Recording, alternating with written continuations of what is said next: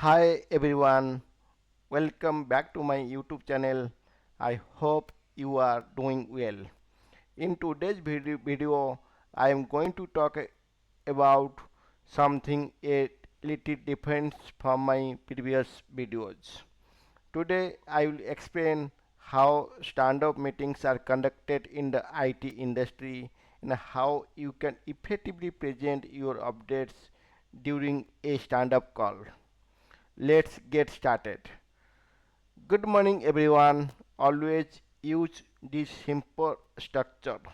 Yesterday what you completed and today what you will do and any blocker, any help needed. Yesterday I worked on API integration. Today I will continue with the deployment part. I will share an update once it is completed. Regarding ticket number 4182, I started working on it yesterday. I need some guidance from Amit on this. So I will connect him after the call. As of now, I don't have any blockers.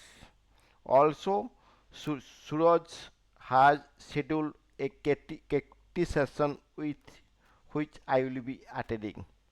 That's all about my side. Thank you. Bye bye.